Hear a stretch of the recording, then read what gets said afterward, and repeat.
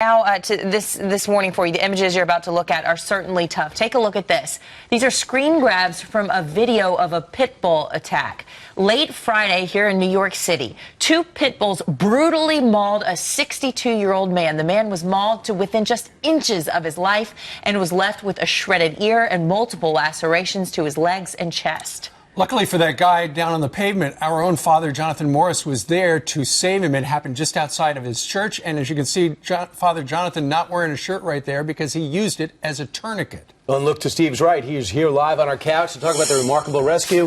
Fox News' religious contributor, Fox's own Father Jonathan Morris. Morning. Set the scene for us. Where were you? Where was this man? Well, he was coming to have a meeting with me at the church at 9:30. We talked the night before. He was doing restoration for the church. He's an Italian artist who works with marble, and we're trying to restore this the basement of the church.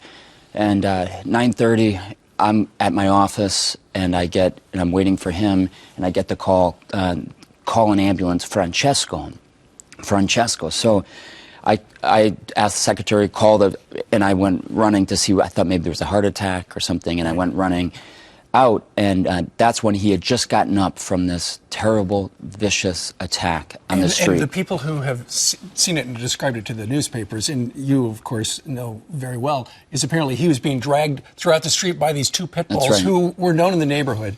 You felt that his injuries were so horrible, horrific. You took off your shirt, you used it as a tourniquet, and you gave him last rites. Well, I think that's what anybody would have done in this situation, since he was bleeding to death, right? So this was not, and these pictures came up much later now on the news, and that's the only reason why we're showing them, because they're all over the place.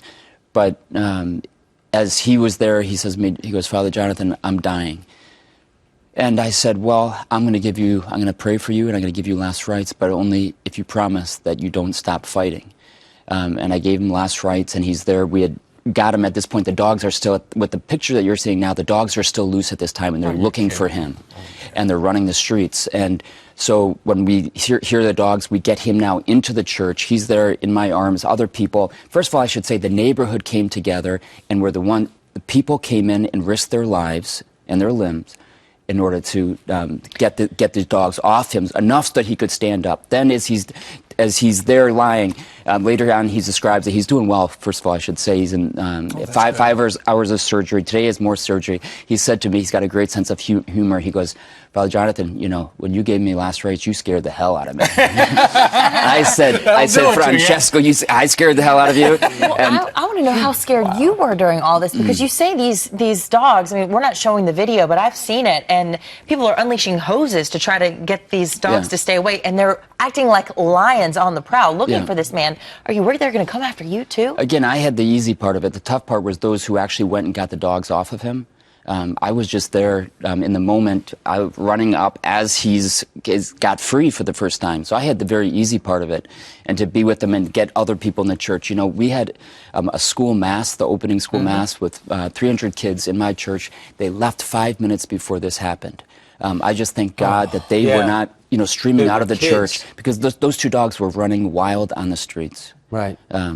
Francesco's also, he was told me, he goes, you know, I'm concerned about those dogs. What are they going to do with them? You know, he's got, so I said, well, first of all, we should do is make sure those dogs are never on our street again. Absolutely. And they're in quarantine right now. Good. But the city needs to know that those dogs cannot be on our street again. Those dogs smelled blood, were eating them. She got arrested. Yeah. I know her as well. She obviously just couldn't control them. Thank you for being there. I'm blessed to have been there. God bless you. Thank you, Father John.